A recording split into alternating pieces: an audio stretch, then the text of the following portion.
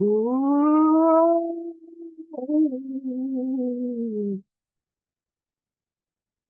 hear you, Ron, being spooky. Yeah. Spooky. Are we Ooh. being spooky quietly, or was it just not picking it up? What? Just now, were you making a noise? Oh, you couldn't hear me? Oh. No, I went. Oh, that's spooky. I went. Aroo. Can you hear that? Yeah, I did, yeah. I Okay. got shivers down my spine. Ooh. Well, as you can probably tell, We're because, doing our Christmas episode. yes, because of our blood-chilling introduction there, um, this is a Halloween special. Ooh. Is, is, So, Clive, is that what's all you're on? doing this year for Halloween? Is it? Yeah, I don't know. I don't get it. How about like that's more Right. appropriate, relevant. No, it's just you're more Halloweeny than me in general, so I thought you would be Yes. bringing the Halloween spirit, but and not. I will say that the longer I've been in Japan, that the less Halloweeny I get, just because it's it's a it's a real kind of like I have to kind of push myself to. Whereas before I used to love doing it and just sort of like it was like I look forward to it. Now it's sort of like I have to right, I gotta do that thing. So now it's a little bit more like work. So You don't feel the embracing of the period by your community, not really, no. Yeah, right?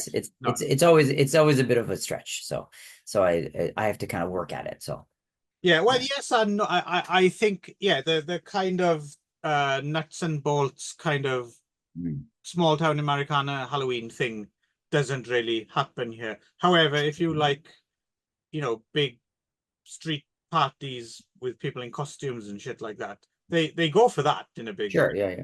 I wish also like, but interestingly, I just watched a video earlier today, like a TED talk on like using your creativity and or finding, being creative, finding ways to be creative and yeah, like one thing I've never really been into is like making costumes, like I mean, I can do it, but I've never really been to, like usually I've been sort of like the, oh, I got to get a costume. Okay, let's go look on Amazon or go to the store and buy a costume, right? So rather than like oh, I'm going to create it from scratch. I'm going to find this and I'm going to, tailor it. So I've never been that kind of person really. So that's, I have done it, but, this year, this one is, I think that would be, makes you more kind of excited to kind of create it yourself, right? Oh, that was a spooky light change. Ooh, Mm. I tell you, this is a super spooky one this year on. I'm Well, worried we're already terrified our audience. They run away. You're still doing that. Um, you just seem like you have pneumonia. I'm just cold. But yeah, it's not scary. I'm just cold. Yeah. Um, okay, so did the TED Talk? I'm trying to join the dots. Did they inspire you? Hey, Ron, why don't you make your own costumes? Well, no, because that would be like one part of it was being creative with Halloween, which is creating a costume or like using your ideas. Oh, Like, was the TED Talk but specifically about creativity at Halloween, or just? no, it was Okay, just about being creative and finding time for creativity in your life, whatever. But and it kind of inspired me to think like, oh, I should just make our Halloween costumes. I should use that as an opportunity to kind of like make things rather than just buying it already set, especially when you can't find what you want. But I was like, meh. right. Well, The end of the story is like meh. I'm not probably why. there's opportunities everywhere, right? I mean, next time Yeah, sure. you go to the toilet and pinch your loaf, see if you can use your buttock swiveling motion to make a interesting shape in the bowl. So when you look Yeah, around, or you could just wow, pick out your turd and make like a Mr. Hanky costume. yeah, you could do that. Yeah, I don't think You know who Mr. Hanky is? These TED Talks aren't doing you any good. Do you know Mr. Hanky? I do. He's the Christmas Okay, fool. so Yeah. I wasn't sure if that was going over your head or not, but No, no, that's no, no, no, no. Yeah, I haven't thought about that for long. That because I noticed years later. I don't know if you know the country swing band. What are they called? There's a uh, what's his name? This is rubbish. Great. Tex something and his Tornadoes, or there's like a very famous country Western swing band, and the lead singer sounds exactly like Mr. Hanky the Christmas Pooh. Like, Oh, really? oh, here we go. And then it's quite amusing to listen to his songs. If you, I might put one at the end of this show because that'll be very Halloweeny as well. I might forget and I might not. So, but we'll see how it goes. Sure. What's his name? Okay. Tex Wills, maybe. Yeah. Anyway, I'll send you a link. It's quite amusing. Once you've heard it, it's like, oh, Nobody it cares. does Nobody cares. sound exactly like him. Right.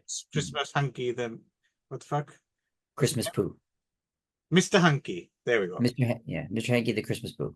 Yeah. Anyway, that brings us quite smoothly to this year's cluster, because we do like to do a series at Halloween, don't we? Run a horror series. Right. Yes. And last year, I finally allowed you to choose, Yeah. and you let me down, and you chose the sorority house. No. After the howling, you're not allowed to Slumber anything party. about my choices. Anyway, so next year it'll be Ron's choice again, Right. if he behaves himself. And then but this year it was mine. So I decided to watch the 7-movie run of Frankenstein films from the legendary Hammer Studios. Of course, not every Frankenstein film ever made. Not even close, but No, just a Hammer one. that would take a while. Yeah.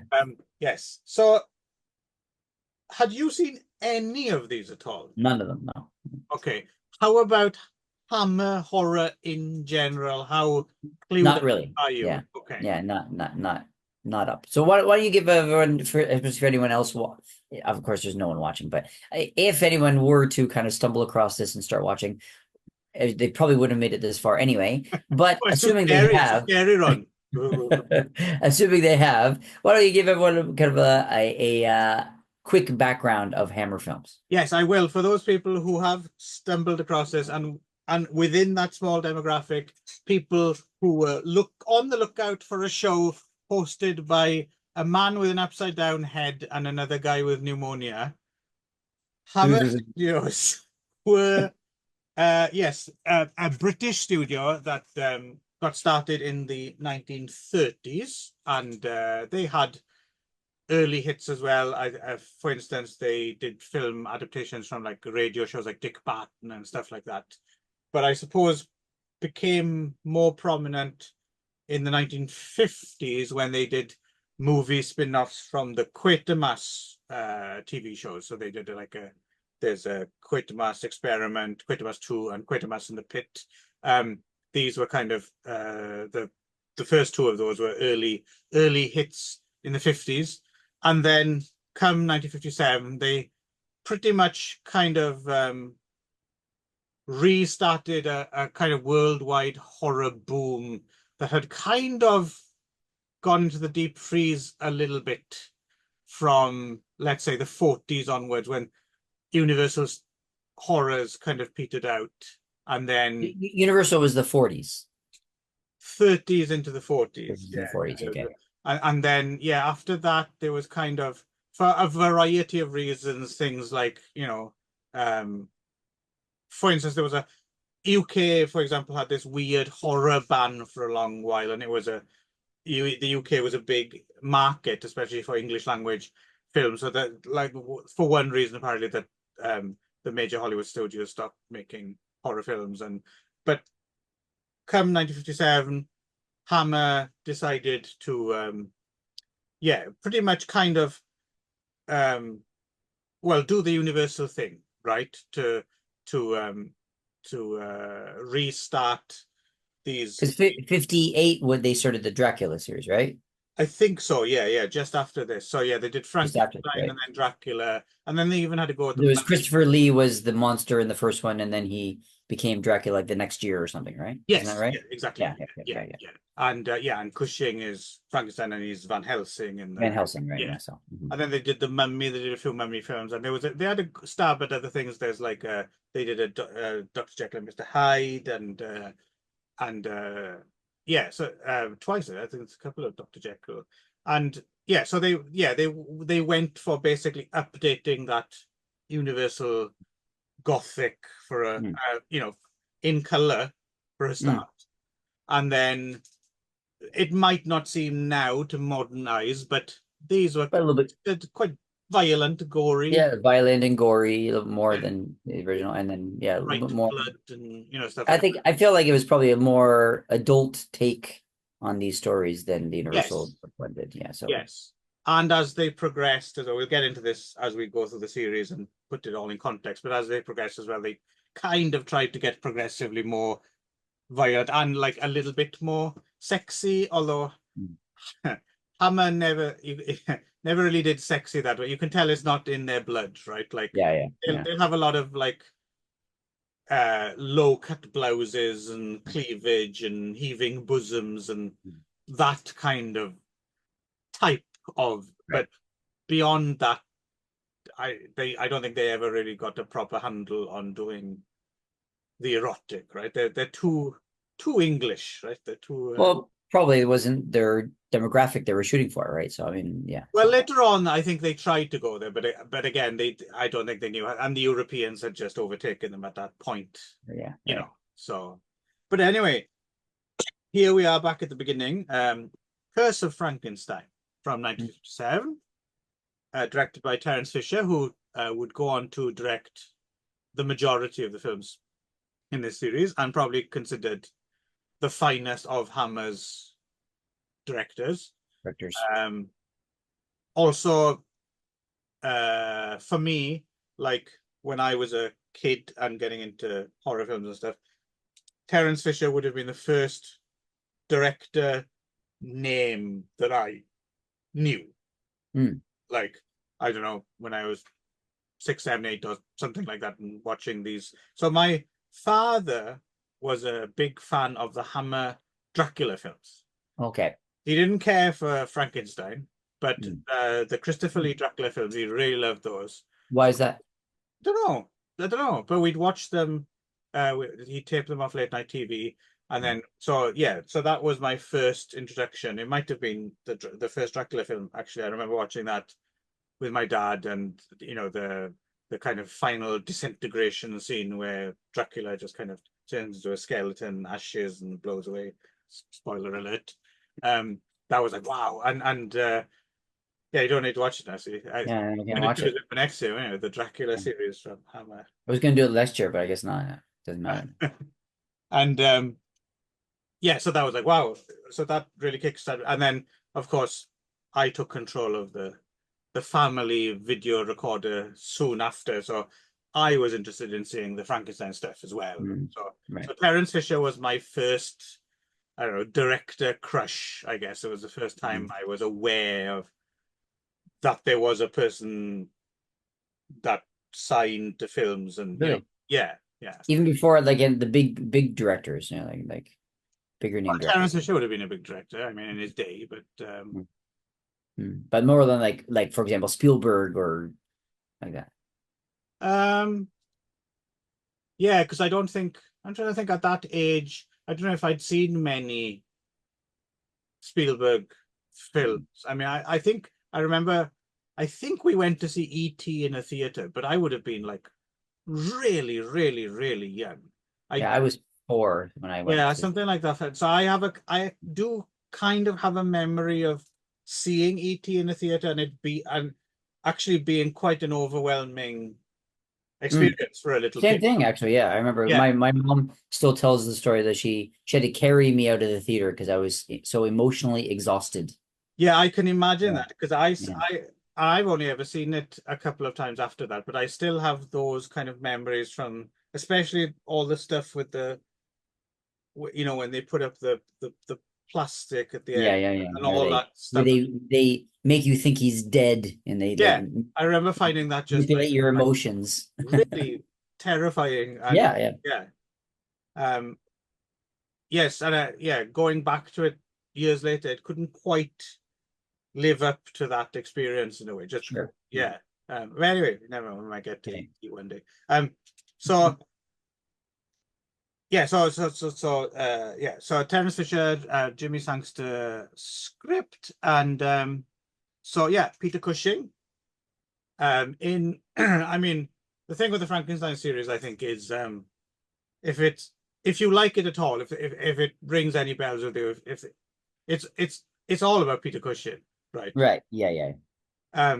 Because I mean, he is really good as Mm. Dr. Frankenstein, I think. Although I'll be honest, the one element that I found it, I mean, again, standards may have changed, but at least in the first couple movies, he's sort of being, I mean, of course, he's very powerful. He's a baron, he's got money and stuff like that, but he's sort of like presented as like this real, like handsome, like ladies' man kind of guy. And I was like, I never really bought Peter Cushing as like a handsome playboy.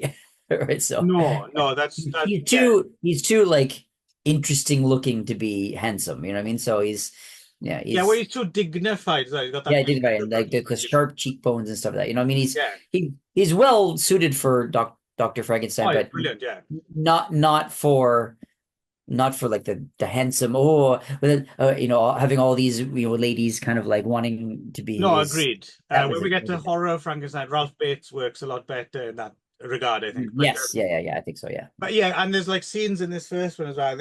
You can tell they were figuring it out, right? So as they went along, they perfected the formula, right? But yeah, there's certainly some scenes in this first film where the Baron's like making time with like the serving wench or something like Mm. that, and it's like, no, Peter, Yeah.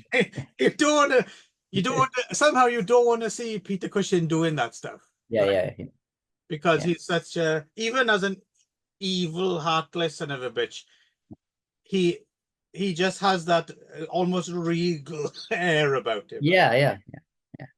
Yeah, of course. I mean, of course, I and the majority of the world know him as, you know, from Star Wars, the Grand Moff Tarkin, right? So, which is, you know, kind of similar idea, which is like the, you know, like the emotionless, evil son of a bitch, you know, Mm. like who will blow up a planet for no reason, right? You know, and it's, you know, he does that very well of the like the, you know, but what he doesn't do so well is handsome. No, And no, so, no, no, yeah, yeah. agreed, Yeah. agreed. Oh, yeah, like a player, Or right? Yeah. charismatic. You know, I mean, he's very dignified and stoic, I think, right? Is probably better, Yeah. right? So It's amazing though that he does like, but he's so likable as well. That's the thing he yeah, I would manages to say that, pull yeah. off. Is he's just like, you want to hang out with Uncle Peter. You like Peter Cushing. There's You're something right. about I'm really curious what he was like in real life, if he was kind of like that kind of severe person in real life, or if he was kind of just more of like maybe he was like a hippie or something. no, I no. don't- I think he was without the basically he was that kind of uh, apparently yeah, extremely likable, dignified man without the severeness. You right, know, yeah. yeah, everyone had nothing but good things to say about Peter Cushing. He seems to have Yeah, been one of the most beloved kind of actors of all time, right. really. Like, Sure, yeah. yeah, and you can see it. Yeah.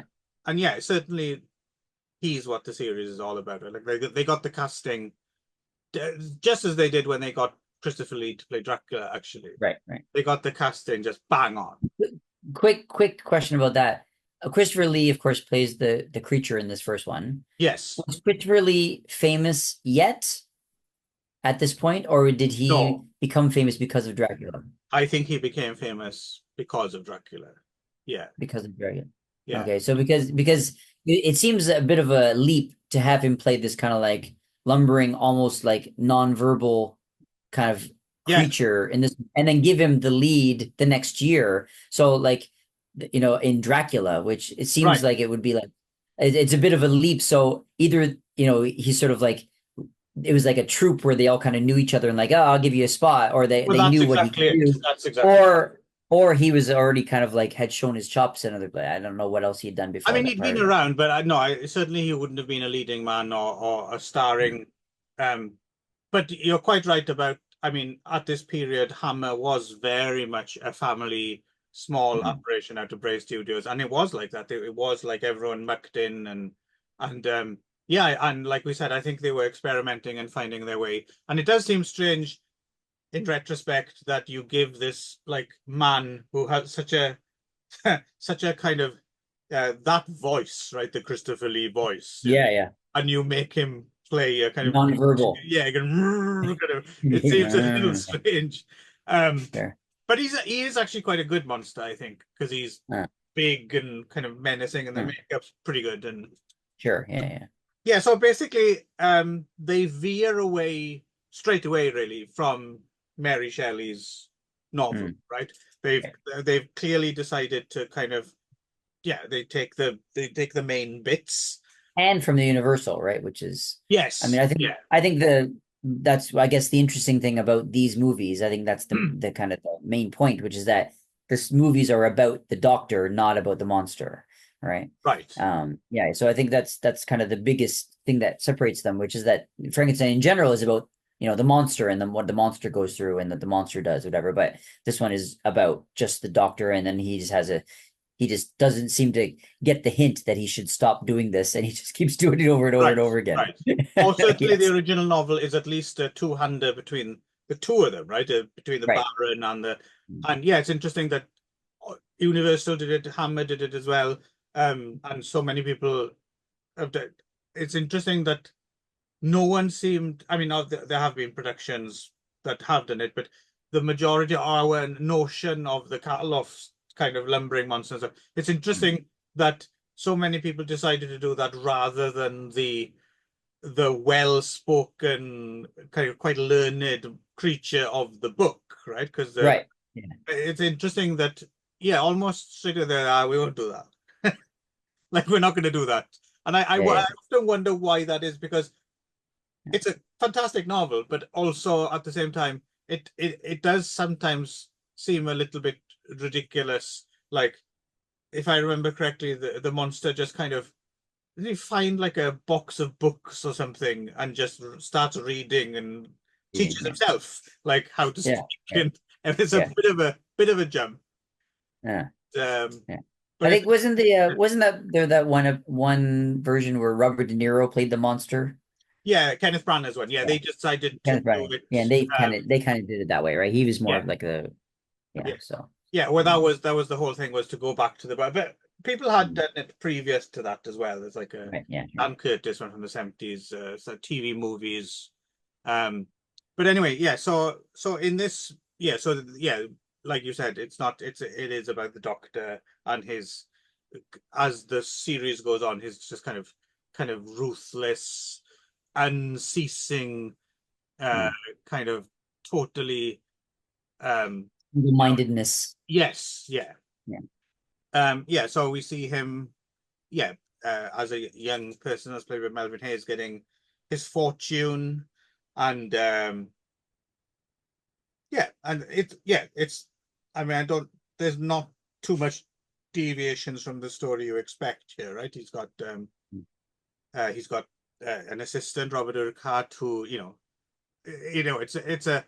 it's a trope of the series and almost all of these, right? He'll have an assistant who'll go to a certain length, and Mm. Baron, you must stop this, right? Like, Yeah, like it kept happening. Oh, like the same kind of. It was. I mean, they found variations between the seven movies, yes, but the kind of the framework was always the same. It was always him with an assistant, and then yeah, exactly as you said. The assistant would go to a certain point, and then he would change his mind that no, I can't be a part of this anymore, and then the assistant would ruin it, right? And I was like, well, yes, like if this guy's so smart, why is he not learning from his mistakes? It's like this, like the who is it like said the definition of insanity is doing the same thing over and over again and right. expecting different results. But like he keeps doing it in the same. It goes in the same locations with the same towns and the same and doing the same. And also he like. The thing that made me laugh was also like he's like, oh, I'm Baron Frankenstein. Oh, I have to go in hiding and change my name. Now I'll be Baron Frank. And no, the Frankenstein. boss said, no, I'm Baron Stein. I was like, I But was that's the like, thing. I think the more of these as well that you watch, young Frankenstein becomes funnier, doesn't it? yeah, yeah. Yeah, Um, it was like you could choose a totally different name that has nothing to do with your original name, right. right? Because I think that's the thing people forget sometimes as well is as well observed as Young Frankenstein is a parody of specifically the look of the Universal. They've clearly seen the Hammer films as well, right? Like Yeah, of course. yeah. Yeah, yeah. Um, yeah, no, in the mood to watch Young Frankenstein again now. Yeah, yeah, But that's a good. yeah, so yeah, and as you said, they kind of jig up the formula here and there as we go along, and then it kind of starts to break up a little bit towards the end, and they start Sure. trying slightly new things, right? But Right, yeah. but this one straight out the gate, I was quite surprised watching it this time, because growing up watching these films over and over again when they came up on late night TV, I have my opinions of them. And Curse of Frankenstein for me has always been like this slightly like, okay, I understand it's the it's the first one and all, but it's never been a favorite of mine. But I appreciate. I was watching it this time, I was thinking, this is actually it's pretty good. Like it holds up quite well. It looks great. There's like little bit matte painting things you can see now and again, and the makeup and I mean, it's not like brilliant or anything, but it's a pretty solid little picture. I can understand why it was a hit in 1957. Like Hmm. it's very Yeah, I would say it's one of the stronger ones of the seven, actually. I think, yeah. So I was sort of surprised how much I liked it, just because I was kind of like, interesting. yeah, That's good. yeah. I thought it was a really interesting take on it. Like I was kind of reluctant to do this series just because I think there's only so much you can do with the Frankenstein story, Mm. and starting it again from the scratch and doing seven of them. I was like, oh, this is and to some degree that is the case. It was really much the same formula kind of over and over again to some degree. But I thought they did a really good job in this particular one of taking what everyone knew was the story and then changing it a little bit, right? And doing something a little bit Yeah. different with it and making it a little bit more. And it was a lot more kind of, as I said earlier, adult than maybe the Universal ones, which were kind of more kind of family or, kind of like, um, you know, Well, Abbott and Costello kind of idea, they right? So, became yeah. that later, Mm. right? When it became Sure, yeah, I the guess. Yeah, Monster maybe guess Mash so. stuff. But the Right. Yeah, first, yeah. like the first one and Bride of Frankenstein in particular is a very dark work, Mm. right? Sure. But yeah, But later I on when he meets the anyway, wolf man and stuff like, and when the next generation of monster kids picks up on them being shown on TV and stuff, yeah, certainly they seem to become more kind of for kids or juvenilia, or sure, yeah. I mean, but just in general, my memory was that of those movies is that Mm. this one seemed more kind of like for kind of trying to get a little darker anyway. So I don't know Yeah, if and it was yeah, yeah, so, it's a yeah, proper drama for paying yeah, adults, right? sure, yeah. Yeah, Mhm. and they Mhm. did. I mean, they came in droves, right? And this, yeah, Mhm. Hammer was big, just became massive, right? Absolutely massive around the world as well. And so yeah, it kind of kickstarts here really.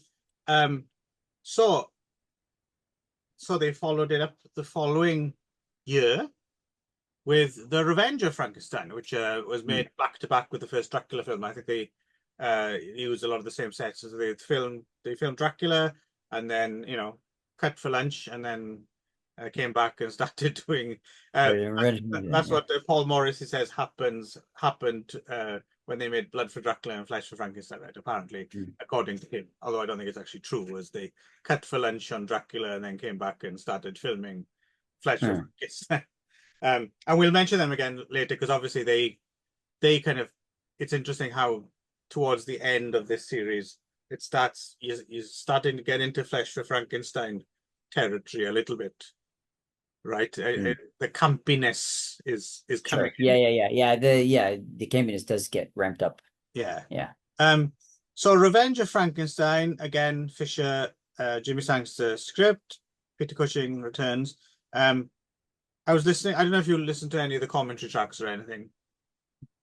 No. Um, one interesting thing about this film I learned, which I Oh, was, before we do this one, do you want yeah, to talk about the TV show? should we do that after this then? Because you said it came between one and two, right? I'm not No? sure if it can go on to or two or three. Oh, okay. Yeah, but Sure. I'm on a No. roll here, so we'll do that next. But Okay. what I was going to say, what surprised me, because film novelizations, right? Films get novelizations sometimes.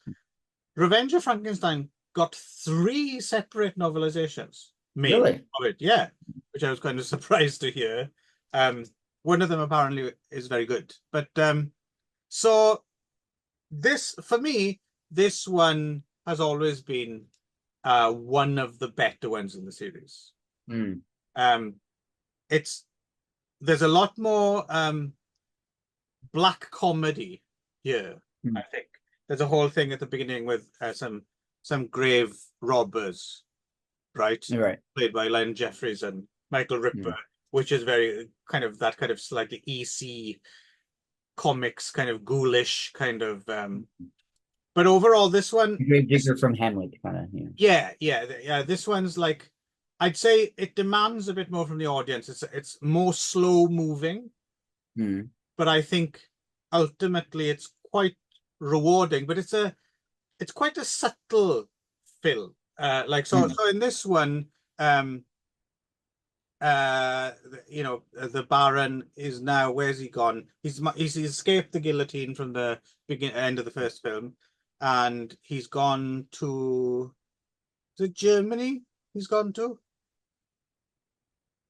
anyway. It doesn't really matter. He's gone to a new town, and he's a Right. very benevolent doctor, and Mm. he runs like this poor house. It almost seems to be a volunteer.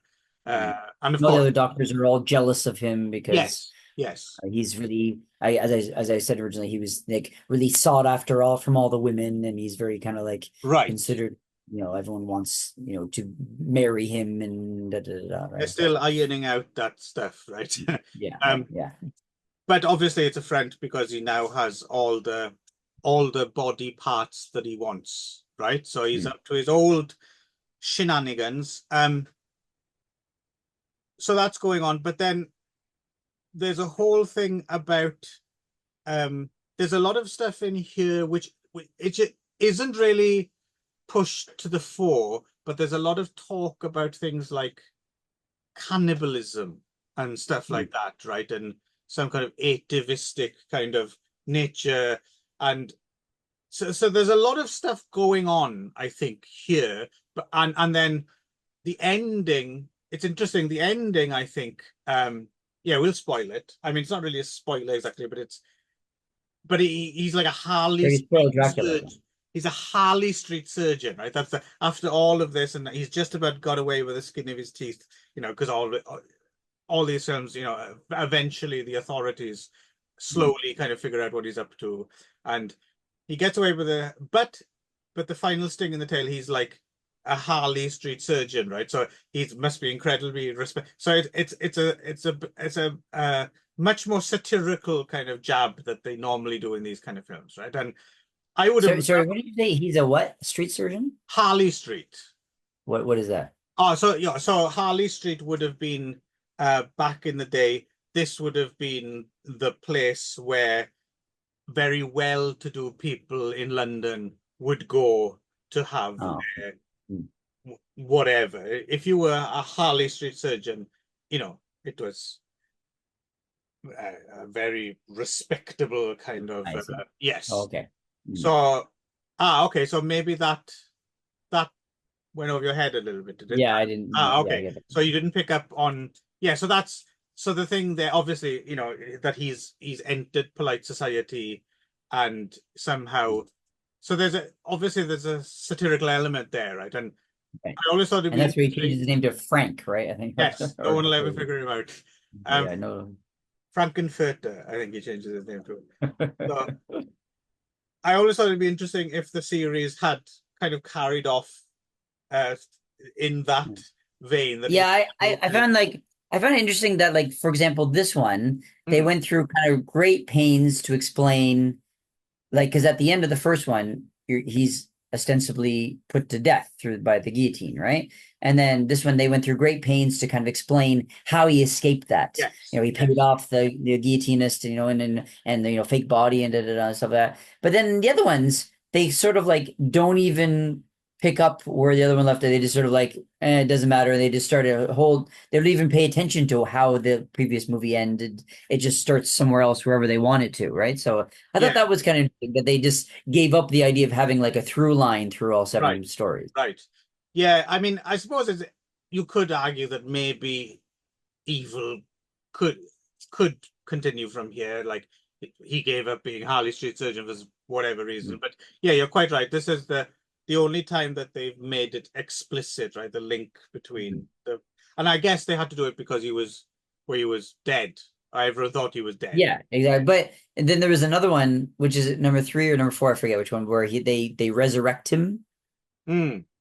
Yeah, you know, don't he's got the but at first they're resurrecting him, and you think that maybe he's been dead from the last movie, but Yeah. then it turns out that it's like an experiment that he's got Yes. his kind of Yes. underlings to Yes. do, whatever. So yeah, it's yeah, I don't know. I was yeah, I kind of was hoping for more of like a through line as to how Oh, you got okay. from point A to point B, but they kind of gave that up after about this point. So So yeah, so Revenge, I think, is a film of greater subtleties maybe, and a bit less kind of straight up kind of audience pleaser than the previous film. But I like Revenge quite a bit. If you're into it, I think it it rewards careful viewing, and also watching it a couple of times, it kind of gets a bit better. What did you make of Revenge in comparison to yeah, the previous film? same. Okay. Again, I'm trying to. I just a disclaimer. I should have said this earlier, but I find it's going to be challenging for me to remember which one is which. They all kind of blend together a little bit, um, but yeah, I thought especially the first like 2 or 3 Mm. were strong entries, and I think that it was um, this is the one where he turns he puts his ugly. Yeah, I think this has more of like the other one is just more of a traditional story, where this one was more of like I think they're really kind of hitting the morality a little bit more in this one. This was to Yes. do with like the ugly guy is in love with the girl, and then puts his brain in her body. No, that was the next one. That was the next Yeah. one. That's Yeah. the next one. Yeah. Yeah. That's the next one. Okay. This is the one where they put him into like a good looking guy's body, right? Um, fuck, I'm getting confused as well You now. know what I mean? That's what I But mean. no, They're all kind of where the monster in this one is certainly a better looking. It looks more just like a regular dude. yeah. This is the one where they put like he's an ugly guy, and they take his brain, put into like a good looking guy, and then he gets ugly again or something, right? Isn't that by the end? He kind of like he sort of like starts to decompose or something. Oh yes, well, yeah, he kind of seems to regress, doesn't he? Yeah, regress. Like it's almost Yeah. like he's becoming, yeah. I thought it was like his body was kind of like yeah Yeah, decomposing again, even. it's very subtle, isn't it? You're not quite sure, but something, Yeah, yeah. Right. and For there's a some lot of reason, he gets ugly again. Yeah, yeah, and so and yeah. there's lots of little things like when he's looking at a woman, and we're not quite sure why he's attacked this woman, and he kind of drools and wipes, Mm. and I think the implication is supposed to be that he wants to eat the body, right? But they Mm. don't actually Oh, right. show that, and there's mention of bodies being made. So yeah, that's what I mean by there's a lot of kind of things going on in here that they don't Mm. necessarily front and center, but that make Right. it all a kind of a bit richer. Yeah. I think this Mm. is so as we'll get on, as they got increasingly like more weird. Obviously, I have a liking because I have fond memories of seeing those weirder ones when I was a kid, Mm. and they were really fascinating to me. But Mm. I think if I had to choose like one from the series, just like this is a really just a good solid one. I Mm. think this is the one I would choose to represent the series, Mm. maybe. Even though Curse is a bit more the classic story, Mm. I Right. think overall this might be the best film in the series, I think. Mm. I feel like this. I mean, I wouldn't say it wasn't good, but I'd say that this was the one I think had the least sort of overall uh sort of effect on me, I think. So Okay, yeah. okay. It's Yeah. So this is the one definitely I'm sort of I'm more kind of struggling to remember what happened in this one than the other right. one. It's So definitely yeah. less dynamic in some way and a bit more low key. Yeah, so around the same time as well, because I guess because of the success of the Hammer films specifically, you start getting kind of American films as well, right? So they famously there's I Was a Teenage Frankenstein, which was the double with I Was a Teenage werewolf, which is kind of an interesting film as well. The makeup in that film as well, I think, is a definite rip from The Curse of Frankenstein. Have you ever seen I Was Teenage Frankenstein? I don't think so. There's kind of interesting little teen variation, and there's Mm. around this, there's Frankenstein's daughter, and they were about to make Frankenstein 1970 with Boris Karloff. So yeah, Frankenstein Mania was back, and yes, so they kind of made a pilot, right? They made a pilot, Mm. Hammer in conjunction with Columbia Screen Gems made the pilot for a projected 26 episode series, Tales of Frankenstein, which was shot in Hammer's Bray Studios. Starred Anton Diffring as the Doctor. Don't know what the story there is, why him rather than Cushing, or Maybe maybe Cushing was in the TV or something, or he it was. could be. Yeah, I mean, I think again, people forget nowadays that, TV was kind of quite looked down upon at a certain. Yeah, well, only until recently that was the case, right? So, This is true, yeah. yeah. Yeah, so I mean, yeah, so they just made this one 28-minute black and white pilot that never, I don't think it even aired, I don't think it just didn't go. Directed by Kurt Schoedmack, who co-wrote it. It was kind of interesting screenwriter credits. Henry Kuttner and his Mrs. C.L. Moore, both kind of quite well-regarded writers of fantasy and horror and stuff. I mean, and Jerome Bixby as well.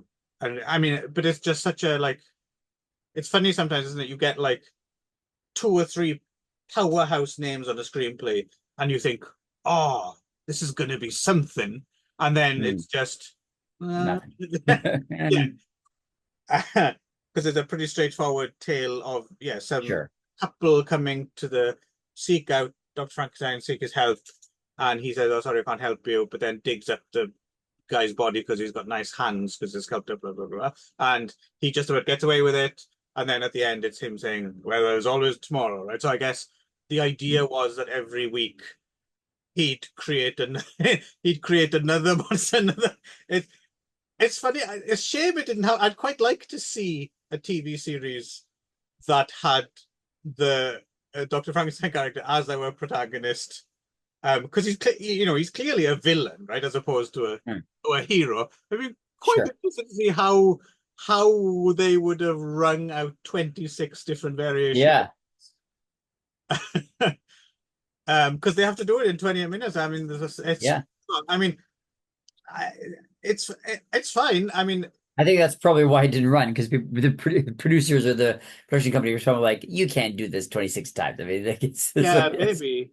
yeah. But I mean, they took it seriously enough to do a pilot. I mean, yeah, it's a odd thing to judge on just one episode alone, but Sure. it's okay. It's not a bad Yeah, it was fine. Yeah, it was okay. TV. Yeah. Anton But Diffring's all right. I could see him being an interesting Baron. Yeah, I don't have much to say about it either, really. yeah, it was just it was what it was. Maybe in another universe it ran and Yeah, it became I'm thinking maybe however. around this time it might have been Kurt Schoedmack was also involved with making, there was a series called Tales of Tomorrow, which has got some really good episodes, and there was which was more of a science fiction-y one, and then there was a horror one around the same time, 13 Demon Street, and I think maybe the same people were kind of involved in making these shows, and Okay. yeah. And some of those shows are quite good. Some of those episodes of those shows are quite good. So, yeah, missed opportunity, or maybe they got out while the going was good. Sure. Who can tell? But it never took, right? It never took. Yeah. I wonder if they did write screenplays for the other 26. I'd be curious to know what the stories were, Story was going to be, Yeah. because I mean, it was back in that day, it was every episode had to be kind of like a standalone story, right? Right. As opposed to like TV now where they have like overarching kind of stories that can go over several episodes or a whole season or more season, multiple seasons sometimes. I don't think they did that back in then, right? It was really like it Oh, had to be set up a a follow through and a payoff at the end, right? It has to Yeah, be so. there would have been no previously on Tales of Yeah, previously, Frankenstein. Yeah. it's like or to be continued. Yeah. Hmm. But yeah, there we go. I mean, a little curio for those of you, who well, curious, I guess. Yeah. Um, right. So the third proper film, The Evil of Frankenstein. They Mm. took a bit of a break. This came out in 1964. Not Terence Fisher. Terence Fisher was going to direct this one, but he was in a car accident. So Freddie Francis, who is of course most famous for being a director of photography, right? A brilliant director of photography. Mhm. I suppose most famous nowadays for yeah, he did shoot the Elephant Man, right? I'm not imagining that he's the Oh, okay. I think. Um, I'm not. anyway, a revered cinematographer and kind of Yes, he interesting, did. Yeah. yeah, DP for Elephant Man. Yeah. yeah, and kind of an interesting bunch of The films as Cape. director as well, actually. Um,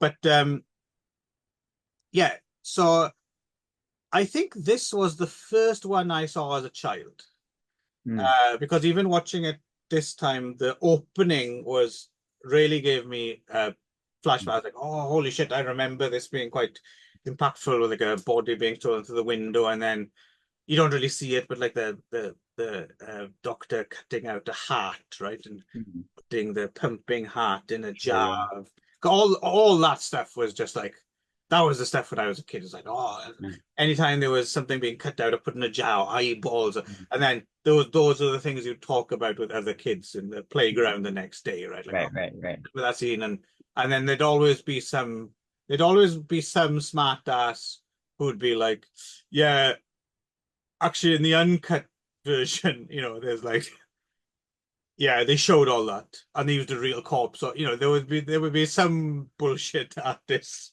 Sure. Yeah. Yeah. Yeah. There was always I one. know that. I knew that guy. Yeah, yeah. But in retrospect, I'm glad because they made me dream. My Mm. favorite one was a friend of mine once told me that uh, the at the very end of the Incredible Shrinking Man, which just kind of has him having escaped from the basement or whatever, and just like, oh, the world awaits. Like, you know, how am I gonna get on in the world? A friend of mine convinced me that there's a longer version where he climbs down onto the street and then a kid runs over him in a skateboard, which which didn't happen in any version. But for years I thought, wow, I'd love to see the Mm. Incredible Shrinking Man get killed by a skate. Skateboard. Yes. Okay, what's the oh yeah, so the wrinkle here, I Is guess. this is the hypnotist one, right? This is the hypnotist one, yeah. Peter Woodthorpe as a Zoltan the hypnotist, right? Mm. Right. Who because so this is the one as well, I think, where the the Baron starts like Cushing's really starting to get his teeth into the role in terms of like being resentful of always someone fucking up his Right. creation, right? He Sure. always destroy everything. He has that, and that's what happens is once again, the brain is damaged, so he ends up with this kind of stumbling creature rather than the dignified kind of articulate monster of the novel, right? And he Mm. Right. needs to employ the help of this carny kind of hypnotist who uses the creature for his own ends and Right. killing people and stealing things and so as played by pro wrestler Kiwi Kingston, which is a Mm. great name. I think he was from New Zealand. He wasn't in much, but he's the monster here. Mm. Yeah, there's a lot of good lab stuff in this. I like the lab stuff because there's a whole extended flashback, right, which is basically the first film, but rather than just use old footage, they actually did restage everything, and I quite like seeing this monster as a properly kind of grizzled looking mummy thing and in those Sure. Yeah. Yeah. bands, and so there's good lab stuff. Mm. But I think for me, the series starting to show signs of wear and tear, and they need to change it up a bit here. It's But a also, I think it kind of suffered maybe from Terrence Fisher not being there too. I think having changing the director hands because you could tell maybe there was a bit of a shift in tone, a shift in vision a little bit. right. Yeah, I knew that even without knowing that the director had changed. I didn't really pay attention to Oh, that okay, one. but you So I picked went up back on it, and was like, oh, this one felt different. And I went right? back and I was like, yeah, it made sense because I think Freddie Fisher was, I'm sure, fine in what he did, but you could tell that it felt Freddie there was Francis, you just mashed sorry, the two together. Freddie Fisher, Freddie Fisher, Terrence A love Fisher. child was Yeah. Freddie Fisher. The Francis Fisher. The Freddie Francis. Francis Freddie. Uh I don't know, it just felt Francis I could Freddie's tell cat.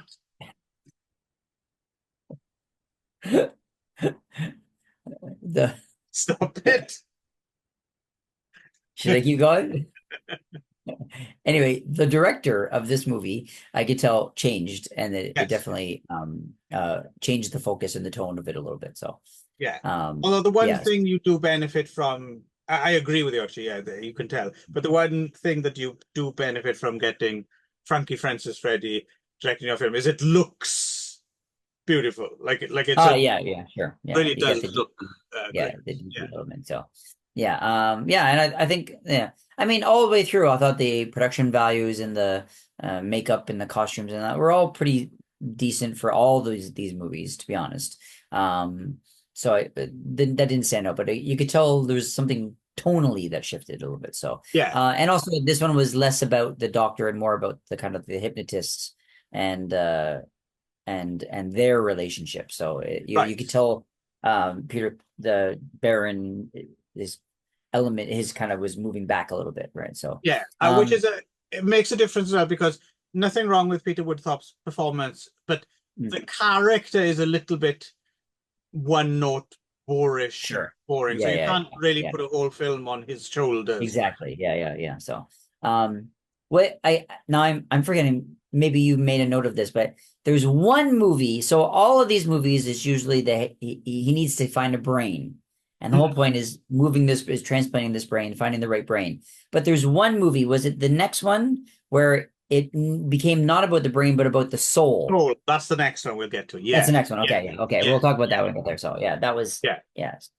But no, I think we can pretty much move on. The only thing I want to mention, the effects are good, and this is the Roy Ashton who became like the guy who's most famous for Mm, Hammer effects. He did the effects mm, on this one.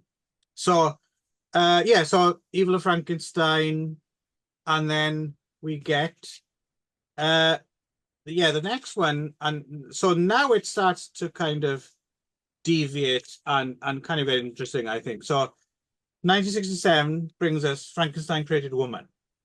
mm. Terence Fisher again. Uh, Anthony Hines writing the screenplay under the John Elder pseudonym. Peter Cushing returns, of course. Thor Lee Walters is his assistant, and Susan Denberg plays like she works at like an inn, right? And she has a Mm. badly scarred face, and Right. her lover, as played by Robert Morris, gets wrongfully accused of murder by these kind of horrible fucking rich tough characters, right? Mm. Just Yeah, this got quite kind of like exaggerated in the caricatures a little bit more. This oh one yeah, became a yeah, yeah. little bit less nuanced. This is a little bit Yes, more like but that's okay. mustache twirling, I, which is fine. So yeah, I enjoy hating rich people, so it's okay. It's fine. yeah. So yeah, so yeah, so to your point, so this interestingly again, so this was the one that very rarely the others in the series would get shown on TV quite regularly, and I was familiar with them. Frankenstein Created Woman never got shown. I don't know why. It was just never on. It was never on. It was never on. And then I remember Channel 4 screened it, which was unusual because it wasn't usual Channel 4 that showed Hammer films. They were usually on BBC or ITV or something. But Channel 4 screened Frankenstein Created Woman, So it would have been the last one in the series for me to, because I saw all the others when I was a kid, and I think this came on when I was like 16 or something like that, 15 or 16. They finally screened this, and it must have been either just before I met Darren or just after, because I remember it being a major talking point as we got to know each other, because we were both like, oh, Frankenstein Creative Woman, we finally get to see the one we haven't seen before. Mm, And okay. us both kind of, now in retrospect, maybe making too big a deal of it. But at the time, I remember we were really impressed by just how, in comparison to others, how strange this one is. Yeah. Well, speaking of a tonal shift, I mean, this kind of like almost made like a Yeah. 180-degree turn a little bit. So from the other ones. So, Yeah. like you said, it's not really so much about the brain now. They're interested in soul transference. And like you Mm, said, there's a scene where he has himself frozen and he's been dead for an hour, but his soul hasn't left his body, right? He's mm, experimenting on himself, the doctor, Peter Cushing again. And yeah, so so it's quite interesting that they're that they've switched to this, you know, yeah. because there's no mention of it in the other films at all, right? No, yeah, nothing. It's the like a one-off with the soul, which is, yeah, I don't know. It was interesting. I guess they were just maybe they were again trying to change up the formula a little bit. There's too much about a brain, so let's try something else. But yeah, I didn't really read as well because it's less tangible, I guess, right? So, Well, it's interesting how they try and get around it because yeah, so she commits suicide and they bring her soul back and put it into the body of the right. boyfriend. But what's interesting is in the interim, and I remember this as being a bigger part of the film than it actually is. I thought it was on screen for more, but it is on screen briefly enough. He's created like some kind of weird chamber or something, and the Mm, soul is just floating in there, right? It's mm, like an orb or something. yeah. And I remember, fucking, this is weird for a Hammer Frankenstein film. What the fuck's all this about? Like, and I really liked that when I first saw it. I was like, oh, this is different. This is something Yeah. kind of Yeah. a little bit weirder, a little bit strange, a Yeah. little bit interesting. Um, yeah. And it does have a kind of quite sad, like tragic ending as well, right? Like the whole Mm, romantic thing in this film is, I think, works.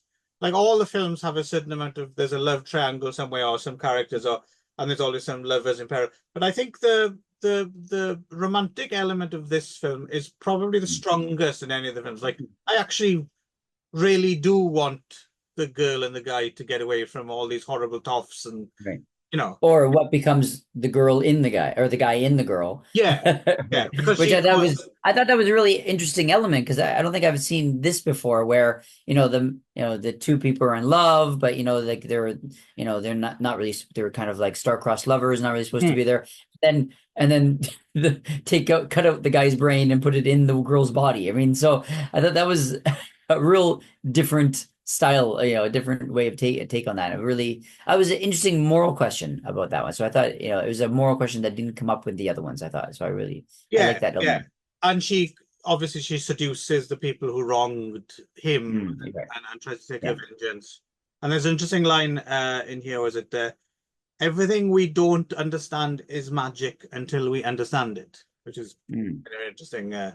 right. So this one's it's an interesting little outlier in the series, isn't it, Mm, Frankenstein? I'm glad you thought yeah. so, because I have memories of this stuff, so I was kind of second guessing myself. But obviously, you found it quite the diversion as well on this first Mm. viewing. Yeah, and it was, yeah, definitely, because I mean the other ones, I mean the one before this when Francis Fisher directed it, was was a bit of You a, mean it was a tonal. Franklin? All right, right, yeah, yeah. Franklin the Turtle directed it, and it was a little bit of a diversion in terms of nuance. But this one was like a just like a right turn, right? So it was, yeah. So it was definitely like a little bit of like a sit up and pay attention a little bit more, right? With Hmm. the, like the mustache twirling villains and the, and the kind of the more the revenge story, so which. So again, more and more I'm finding, of course, the Frankenstein characters kind of started taking a back seat to the other characters, which are kind of Right. pushing the story forward, right? So, but that's fine, so, but yeah, I don't know. I thought this one had a lot of interesting things about it, Yeah. so it was, yeah. It's maybe slightly less classic, like, Mm, but it's definitely yeah, one of the more interesting ones in the series, I think. Just right, yeah, because yeah. it is so different. Mm, Um, yeah. So yeah. and yeah, no, not yet. Okay. So Frankenstein must be destroyed. Mm, 1969 UK. Again, what the thing about this I always remembered from when I was a kid was that opening scene where someone gets decapitated with a scythe in like a mm, doorway. That's for some reason something I always remembered.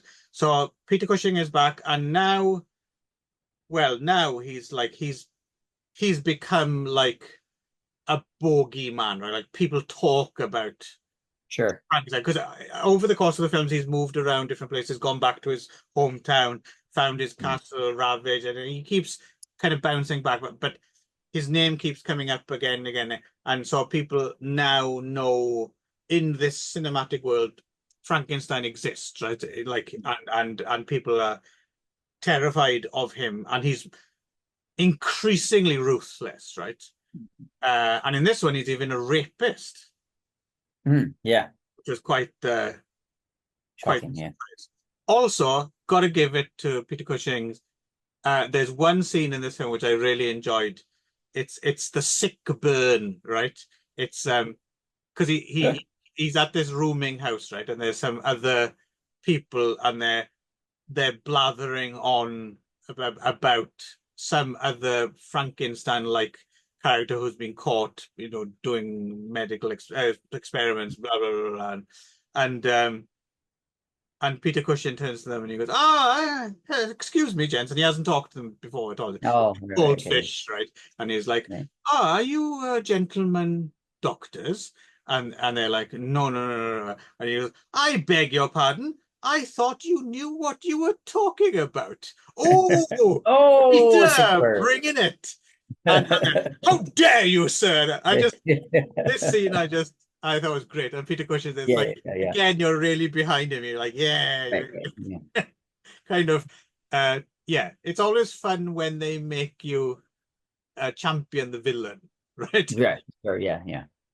Yeah. So this one is, yeah. So there's another character who works in an asylum, right? Mhm. And Simon Ward and her mother, Veronica Carlson, um, and they need to steal cocaine or something. Anyway, Mm, Peter Cushing blackmails them, so mm. he has access to the Right. Yeah, yeah. asylum. And what does he do? There's isn't another. Yeah, there's another great doctor in there, and he needs to get him out and replace Yes, and but Ray. it's another doctor that is really good at the same kind of work, but can do something that Frankenstein can't. But he's gone crazy, or it's something that's gone where he's kind of like snapped or something. Yes, yes, So he's in this asylum, and so the dog, Frankenstein needs whatever this guy knows, but he's also got to cure him in order to get it. right, right. That's right. Yeah, Yeah, yeah, yeah, yeah. So he needs to work on the brain, and so this is all yeah, about. If before it was all about soul, this is again, it's very brainy, right? So there's a lot yeah. of Brain and also blood. like mental illness, I guess, right? So Yeah, there's a lot of is sawing the off idea. the tops of heads Yeah, and stuff like that. sure, yeah. Stuff like that. I mean, my main takeaway from this one, I think, watching this one, is just too long because Mm. all the other Yeah, ones are around 90 minutes, a bit under, yeah. but This one the is end gets of it like is too long. 101 minutes, right? Yeah. Yeah, yeah, yeah. It's stretched out a bit.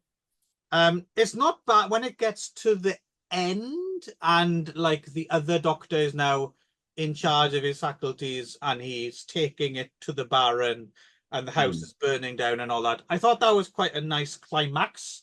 That was Mm. different. But somewhere along the way it flags and slows Uh, down, right? sure, yeah, yeah. Yeah.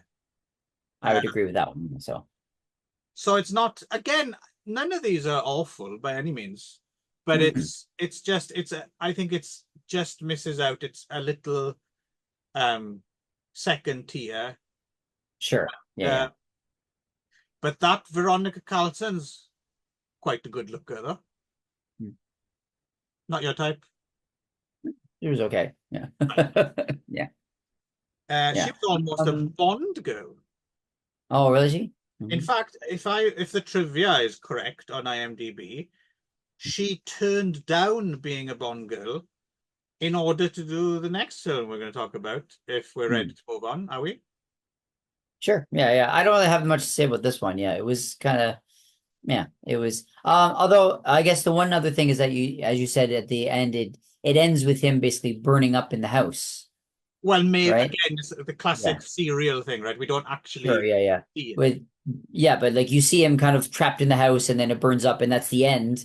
And so but then the next one that he comes back in, there's no attempt to explain why Ah, he you say whatever that that. though, but actually, I I think didn't see anything. I think there is because well, we'll get there when we get there. But the blistered hands, those Oh, look okay. like they've Yeah, been yeah. Okay. like You're right. You're right. Okay. That's true. That's true. Okay. yeah. So no, I agree with it. Think about that. Frankenstein Must Be Destroyed is one of those films. Like I love the title Mm, for some reason, and I like that opening side thing, and I like the fact that they went for some of the gore, the break, but yeah, it doesn't quite rise to the level of a film sure. Frankenstein Must Be Destroyed should be. Yeah. Uh, Right. Sure. Yeah. Yeah. Yeah. Yeah. I would but agree with he that. is So interestingly ruthless, and yeah, you because obviously there's a gap where there's the next film, and then he's not even in it. Peter Cushing's not even in it, and then there's a gap, and he's back again. So you do wonder if, because he's so psychotic and a rapist and everything in this film, you do wonder yeah. if they might have thought of ending it here, right? Sure. Yeah. Because he Yeah. doesn't seem to have very far left to go, right? Uh, Yeah.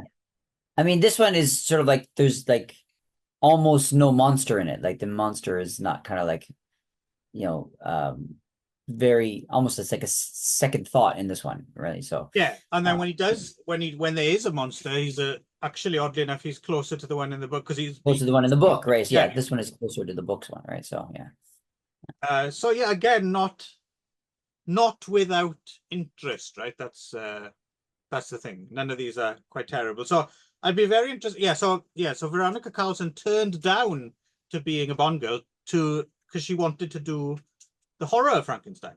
Hmm. 1970. No Time Sisters, directed by and co-written by Jimmy Sangster. Um, and no Peter Cushing this time. It's Ralph Bates. Hmm. So this is Ralph Bates, who I'm a big fan of. Another man with high cheekbones, Hmm. but obviously much younger than Peter Cushing, and Right. yeah, A little bit more traditionally handsome, I think, it's than more Peter. Yeah. dashing, right? And clearly Dashing. in Yeah. this film, the chicks dig this one, him in this one. Yes. They're Yeah. all like, "Shall I take my clothes off now?" Like this one line, which made me laugh. So this is quite. So this one, if memory serves, this one had a really bad reputation when I was a kid, right? Then Oh, really? when people Because shut it wasn't Peter. maybe because it wasn't Peter Cushing and because it's in a way it's non-canonical because it's not part of the series, Sure. right? It's the Right. Right. one. So it's interesting. In 1970, Hammer Also, did different director, different writer, right? So, yeah, yeah. and Hammer did two. They did this one, which was the outlier in the Frankenstein series, and they also did the Scars of Dracula, which was the outlier in the Dracula series. That is, Okay. Christopher Lee does actually appear in it as Dracula, but it doesn't match up to the other. There's like a it doesn't follow the chronology of the series. Like it Hmm. skips over the Scars of Dracula. Except the Scars of Dracula is a terrible film. I watched it not so long ago, and yeah, it's not good. But I guess what was happening within Hammer at this point is they've kickstarted this kind of horror boom like a decade ago, and they've just been overtaken, right? They've just been Right. overtaken, especially by the Europeans. The Europeans are making gothic films which are just sexier and more violent and just they seem more exciting, right? They seem Hmm. to be capturing youth a bit more, and Hammer are just kind of doddering along a little bit. Right, doing the kind of So the same thing. We're kind of the yeah, old so fogey kind of still doing. exactly. When I was young, it was Yes, I remember this when it was all fields, you know. yeah, right. However, having said that, there are some interesting things. They do make some interesting films in the 70s. Hmm. There are some interesting ones, of which I would include this one, I think. So what Hmm. I like about this one is, so yeah, it's not in this, so it's basically back to the beginning. It's Ralph Bates as Frankenstein creating a creature. That's it, right? And Kate O'Mara is like his live-in kind of servant wench girl who he's having an affair with. Veronica Carlson returns as Right. the woman who lusts after him, and Dave Prowse, speaking of Star Wars, future Darth Vader, right? Yeah, Dave yeah. Prowse is the monster for first of a couple of times. Although, actually, no, I forgot. I was looking that up. I don't remember this, but apparently he plays the Frankenstein's monster in Casino Royale as Casino well. Royale. Yeah, I didn't realize Casino Royale had Monster. I haven't seen Casino Royale in so long. Yeah, I Yeah, forgot yeah. that as well. But what's interesting about this one is they've clearly decided to play it as a black comedy, right? Ah, yes. Quite camped up for the Hmm. series, black comedy. Um, and I think it's quite funny. I genuinely think it's pretty funny. Like there's a wink to it, right? They know what they're doing, and I think when it was new, I think people might have misunderstood that, which is why it has a bad rep. I think they thought, oh, this is silly and over the top and ridiculous, but it's supposed to be. I really Huh. think this is designed as a kind of sarcastic black comedy. Hmm. I to be honest, because I didn't have like the coming in with like the oh this one sucks because there's no Peter. Like I was Right. just sort of like taking it as it comes. And I thought this was a quite a good film. I thought I really enjoyed it. I liked the tone. I thought Yeah. they, I wasn't, maybe I didn't have all the expectations that other people did, but yeah, I thought, Ralph Bates did a good job. I thought he was a good sort of handing the baton over kind of thing. I thought he could have done. I mean, again, this was his first movie. I think if he had been given more movies, he probably could have found ways to sink his teeth into the character a little bit more too. He Yeah. was a bit kind of glum a lot of the time, right? Yeah. So, but I think he had a really good kind of dry humor to him, or kind of like a acerbic wit, Yes, he's really good which I think. in. He was in the Jekyll and Hyde movie as well, Dr. Jekyll and Miss Hyde, where he turns into Mm. a woman. Um, Oh, okay. it's quite interesting actually because when he turns into, it's played by Martin Beswick, who is a famously extremely beautiful actress of the time. But the thing is, when when the casting is brilliant because she does look a hell of a like Ralph Bates, but that might potentially spoil if you've always fancied Martin Beswick and then you realize, oh, she looks like Ralph Bates. It's kind of like it's kind of like if you ever fancied Asia Argento and then realize, oh fuck, she looks just like her dad. That can Ah, that can yuck your yum a little bit. right. Um, Um, but yeah, I mean, I was uh I was surprised to see that it was like the lowest rated on IMDb and a kind of a more a maligned version of it, yeah, but like I said, it doesn't have a good I thought it was reputation. quite good actually. I enjoyed it. It is good. Yeah.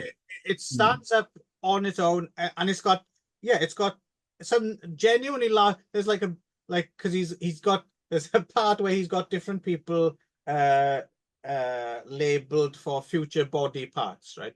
And there's a Right. great Yeah. part at a dinner party where he's listening to this boring old man drone and he's just zoned out.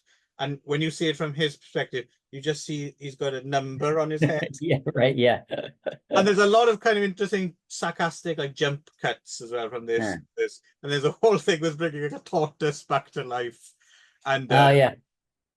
and a great kind of ironic ending as well, right? Like after all that, if you remember, it's the acid bath end, Right. Yes. Yeah. Yeah. and you're Yeah. like, Yeah, oh where the kid comes in and just yeah, starts pulling his. He's like, "No, don't touch that," and then the kid just like pulls this thing and then just destroys the whole yeah, thing. I was like, and he was like, He just kind of looks like he's like, right, which is sort of like at least I mean, they've gone off to get the police to arrest him, and it's sort of like getting rid of all the evidence in one way, Right. but at the same time, it's like he didn't really seem a little bit very upset that the kid just destroyed his life's work. You know, it was very, yeah. It's interesting to me that it's there's something a bit Paul Morrissey about it. So it's Mm. pointing towards the Flesh for Frankenstein stuff already, I think, a little bit, which we'll get even more to in the next film, I think. But there's definitely like a bridge across, right? But no, I like and there's a lot of quite smart jokes in it that are easy to fly with. There's one throwaway line towards the end I'd never noticed before, where he's pretending that he's going to give up, when he kills his assistant or whatever. And he just says something like, oh, yeah, instead of this, we'll do something else. Something harmless, like splitting the atom, perhaps. Yeah. And I thought, Yeah, I wasn't sure. Yeah, I figured that was what I thought that was meant to be sarcastic. I think so. Yeah. Yeah. But at the same time, it could be like maybe he didn't know because they hadn't split the Oh, atom no, I yet. don't, I don't think he's being sarcastic. I think the film Right. is, but I think The he's film is okay, right? Yeah. yeah, yeah. Okay, but I wasn't sure. I couldn't tell if the character was being sarcastic or if the film was. You know what I mean? I So, doubt it because, yeah, I don't think anyone could have seen that coming, right? But right, sure, certainly Einstein didn't, right? And right. That's true. yeah. Okay, yeah. Um, but yeah, no, I'm glad you enjoyed that because, yeah, I've become slightly fed up over the years of people having a go at this film because Mhm. not only is there nothing wrong with it, it's actually pretty good. It's one of I the would say it's one of the better ones of yeah, the seven, actually, to be yeah. honest. So yeah, that it Oh, was good. too bad I'm that glad.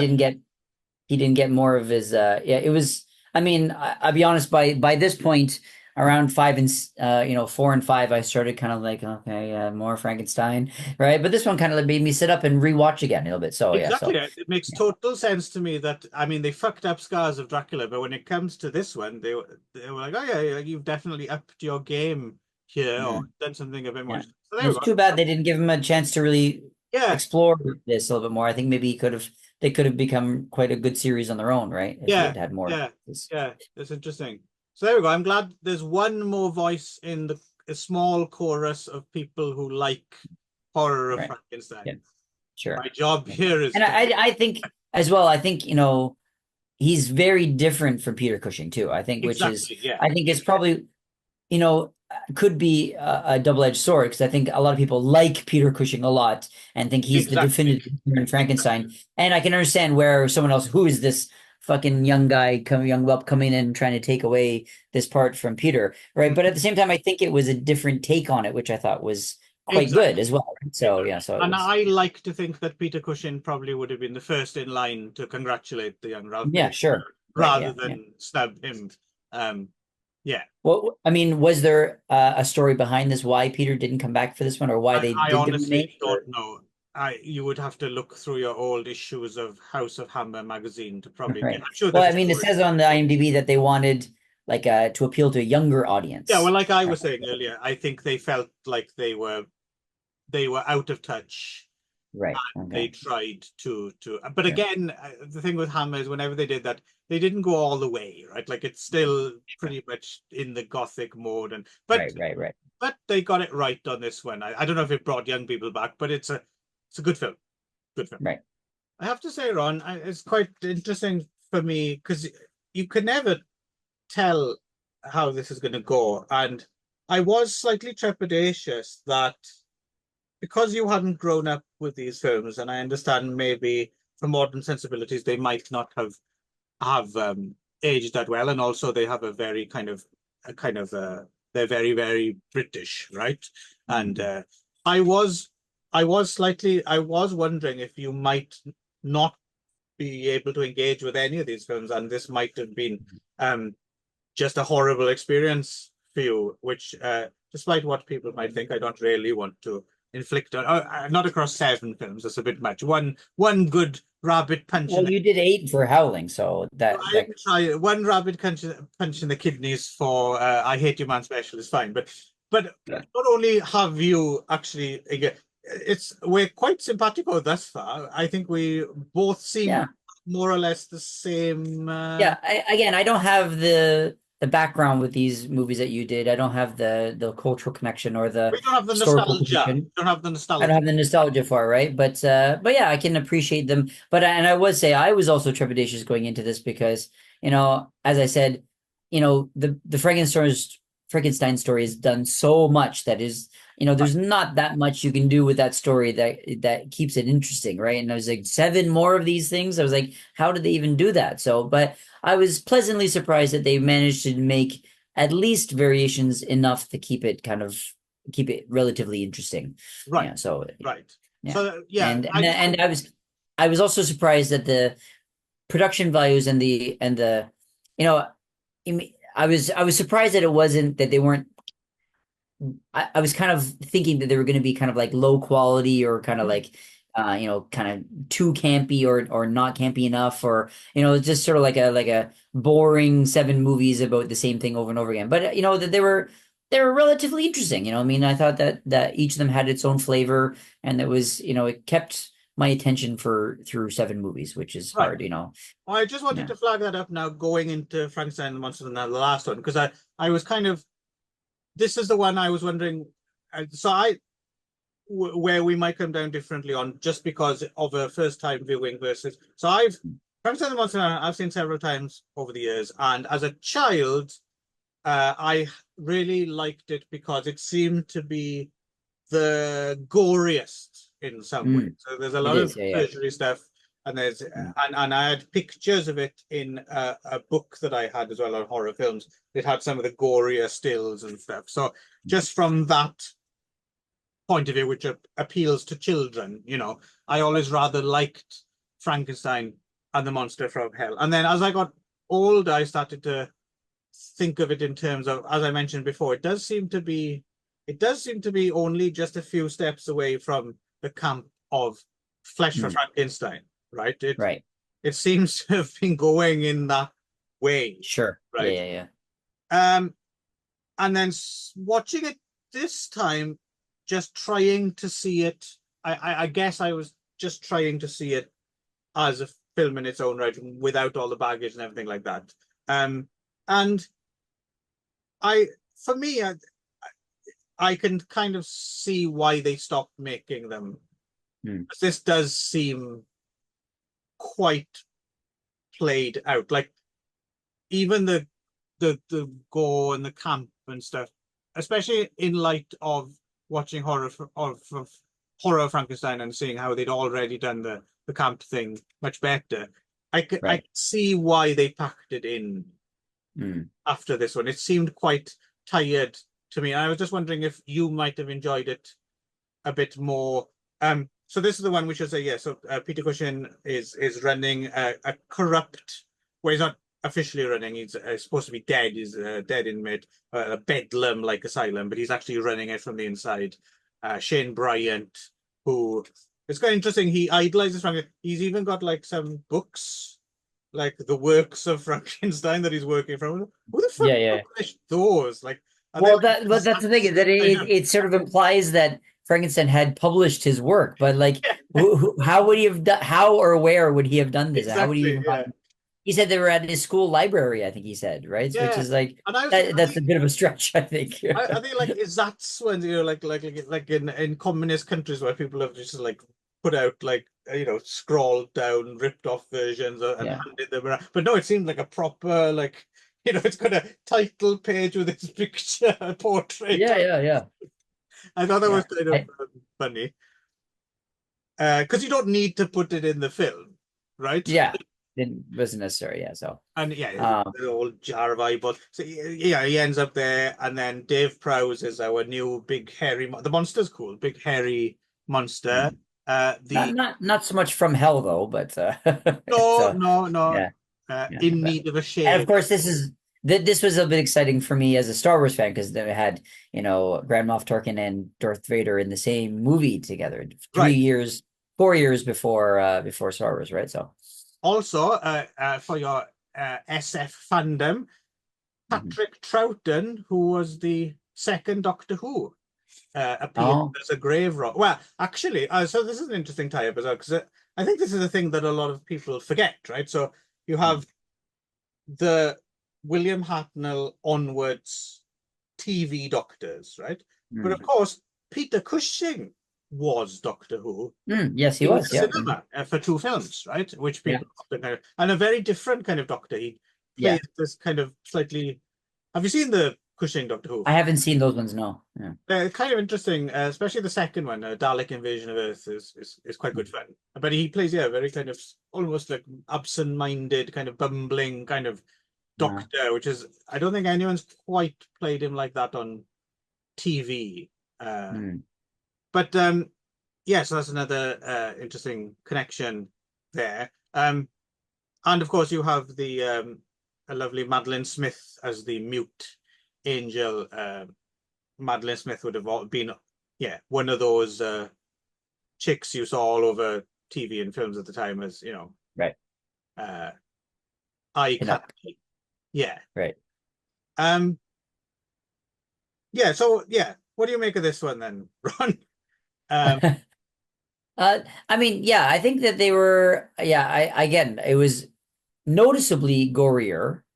You know, Mm, they're like spitting blood, you know, and stuff like that, right? So, and I like that they were, yeah, I guess my guess, I don't know the situation, but I'm guessing that like they brought out Horror Frankenstein, and then Peter Cushing said, "Oh, I want to do one more. I think I got," or something like that, or let's do one more with Peter. Let's you know, and mm, so they had this idea for the asylum, which is, I guess, kind of going back to the last one where they were getting the doctor from the asylum. mm, Right. So mm. right. So I guess maybe that's kind of the loose link there. And again, as you pointed out, which I didn't even think about, they kind of made it that his hands are burned, which may have connected to the fire, Yes. but Yeah. I'm not betting they not looked directly. blistered, didn't they? Yeah, yeah. Yeah. So, but yeah, he just says that my hands, I can't, do it anymore, kind of thing, Yeah. right? So he But needs Shane Bryant to be his yeah, hands, basically. Yeah. right. Yeah. Um, yeah, and I don't know, I appreciated that they were trying to keep it going in a different setting. You know, at least the other ones, they is like people kept interrupting him, and it was kind of the same thing. He was always a doctor, and he was always in a castle, whatever, you know. But this Mm, one, they tried to change the setting a little bit and give him something more of a different way in, I guess, which I appreciated. Yeah, and the creature was suitably different, I guess, yes. although it wasn't really explained well for me why he was a Neanderthal. It was just Yeah, sort they of even like, call him like Neolithic man or some other yeah, character. yeah. They just said Yeah. like, oh yeah, there's a guy in the asylum who was really strong, and he was like a Neanderthal, and so we killed. He fell down and he died, and now I'm using his body. But it That, was like, well, why was he? Why did that, they have a Neolithic man? that I don't know. David Prowse certainly does have a interesting shape, doesn't he? Yeah. There's a documentary all about him actually, which despite the title I'm interested to see, it's called I Am Your Father. And Mm, it's basically a kind of a, yeah, because a lot of people don't know anything about Dave Prowse, right? Other than he's yeah. Darth Vader, right? So a Sure. Yeah. documentary all about his life, which I'd be curious to watch it because it looks like it might be quite interesting, and I'll just pretend he wasn't in Star Wars. Um, but yeah, I'd be quite interested to see that doc. Right.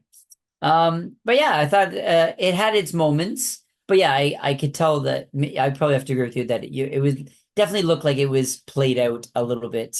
Yeah, They yeah, were really kind of stretching. They were really kind of reaching for the ideas here.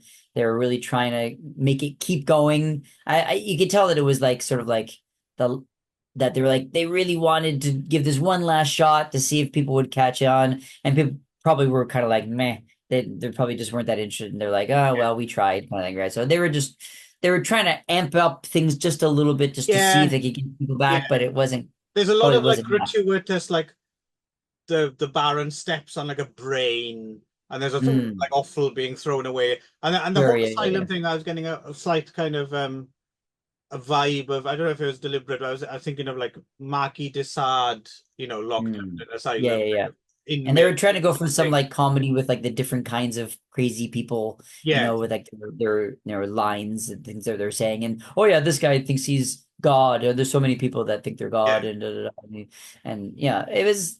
But in the end, it was just kind of the same. So it was just so Madeline yeah. Smith as well, God bless her. She's doing her best with like a role that's like almost unless it's difficult to tell if it's deliberate or not. It's so it's such a ridiculous the mute beauty Mm, with the heart of gold and a yeah. cracking Who, pair of tits. who It's works in a just prison, yes, it's who's just like mute because she was raped by her father, who happens to be the director of the asylum where she yes, lives and works. Right? Like it's yeah, so like it's kind of ridiculous. and she's You know, very but fond of low cut tops as well. yeah, yeah, It's right. like Yeah. it's like And then God she bless her. finally speaks at She the end yeah, when she needs it. You know, it's yeah, it was a bit of she's a trying her best, but you can't help yeah, it. yeah. Like, this is a yeah, only a man would write this role for a woman, Sure, yeah, right? yeah. Yeah, that's true. And I thought it was also a little bit too derivative of the girl from the first one who was also a mute, right? um, Wait, uh, was wasn't the first one or the second one? I can't remember. I was getting there was a mute in another one. you're There asking was too a much of me now, and I got this far. I can't go back. there was a mute girl in one of the other ones, right? In one of the earlier ones. I think it was the Yeah, first one, but yeah. yeah. So I was like a little bit like, oh, another mute girl kind of Oh thing. So no, I think they were it's in Evil. It's in Evil. It's the third one, isn't it? evil. Yeah, Okay, yeah, yeah. okay, right. Anyway, but yeah, it's just sort of like it's kind of that they were trying to do new things, but still kept using kind of their own tropes. So it was but yeah, it was fine. It was exciting for me to see, Peter Cushing and David Prowse together again, before together originally. Maybe they were Right. probably old friends or something, and then got Can't, I'm curious. I can't As remember. it understood as you are into Star Wars, I like Star Wars, and I'd love to know the story about how the two of them ended up in Star Wars together. If it was like a I'm sure uh, that story is out there if you went looking. yeah, if like George Lucas was a Hammer fan and then brought them both Oh, over, no doubt. or No if doubt. one came over and then introduced the other one, or recommended the other one, or I'm I curious think though. George Lucas was of that Monster Kid generation, so yeah, I think he would. Sure, yeah, yeah, Um, I can't remember in Star Wars, do they share scenes together? Cushing and yeah, Vader, the characters? Oh, yeah, okay. of course, yeah, Right. yeah, yeah, yeah, yeah. They're a little bit. I mean, they're allies because they're both on the Empire, but they are a little bit antagonistic towards each other, where they're a little bit of a power struggle, where they're kind of equal in status, but they kind of like have a little bit of friction between the two of them. It's quite yeah. There we go. Congratulations. That's the longest we'll ever talk about Star Wars on this show. So, uh, any smart, witty, pithy summation of all this Frankenstein-ness we've been? I just think in general, I think it was or in general, but specifically I was one also disappointment with this one was that it wasn't more of like a final beat to it. You know what I mean? It was just sort of like a then Right. things keep going, right? It was like they Yeah. stay in the asylum and then keep going. But I was hoping there was an ending to the series. Well, I tell you what I I thought. assumed they figured they were going to keep making more, right? But I tell you what I thought was going to happen, and I didn't remember, and I almost started remembering it wrong. Just at the very end, and Shane Bryan's character is talking to the doctor, and the doctor's just kind of clearly lost his mind, and he's sweeping the floor, and he's like, "Oh, we'll just start again. We'll just start again." And I was preempting, and I mistakenly actually, I remember how this ends, but I was wrong. What I thought was going to happen was as the camera goes out, the Shane Bryan and Madeline Smith character leave, and then the mm, cell door closes, and then you realize, he's become an inmate of the yeah, but asylum no, again. yeah, But it doesn't happen. I could have yeah, sworn yeah. that is actually what happened. And it looks like that's what's going to happen, right? Yeah, And sure, that yeah. probably would have worked a bit better, actually. Yeah, I got yeah. I mean, so many of the other ones had sort of at least they could have been definite endings if they decided, but this one was like the most open ended, and the way that the series actually ended. So it was that Yeah. was a little disappointing. I So wonder if they were just um, like at this point, like, oh, fuck, who knows? They might bring it back again. I don't know. yeah, and this Yeah. time we don't have to worry about why he's going. So yeah, you have to don't have to. They want to stop giving reasons why why they brought him back, right? So, but it's too bad. But But no, yeah, overall, I it think it was certainly an seems to me interesting. as if it was much less of a chore than you were expecting. It was, yes, it definitely was much less of a chore than the Howling series. Um, But there was not enough line dancing. That's the only. yeah, not enough line dancing in the dark. But they actually had monsters as opposed to the Howling series, which had no werewolves. Uh, Well, some of them did, yeah, to be fair. yeah. So, but yeah, I don't know. Yeah, overall, I'm glad I finally got to see these. You know, it sort of piqued my interest more about this sort of time in horror movie history. Maybe I'll check out the Draculas and the other Hmm. ones at some point and going forward. Yeah, so one of these days. Yeah, Yeah, I so mean, yeah, yeah, and good to there's see. other little bits and pieces as well that they did, non-series Hammer Mm, horrors, which are of right. Yeah. interest as well. Even after the like one of the last ones they made, like in the, To the Devil a Daughter, which is like a Dennis Wheatley black magic kind of film.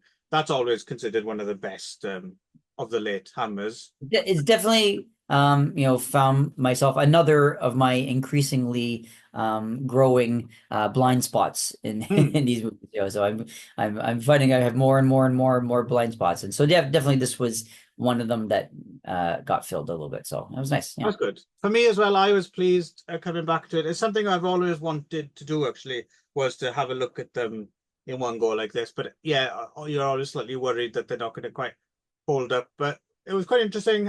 And for me, I swapped a few around in terms of where I thought they stood and what was most interesting, and I found that some of my thoughts I came more in line with what the kind of standard way of thinking is, and then on other films, I stood by my original like horror frank. I'm still, and I'm glad we now have someone else to stand up for it as well, because it's a good little film. It's a good little film. Um, so no, definitely a worthwhile venture, I think. And this yeah, a good Halloween show, and I enjoyed talking about them with you, Ron. I'm cold. Oh no, you go to the hospital. Go to the hospital.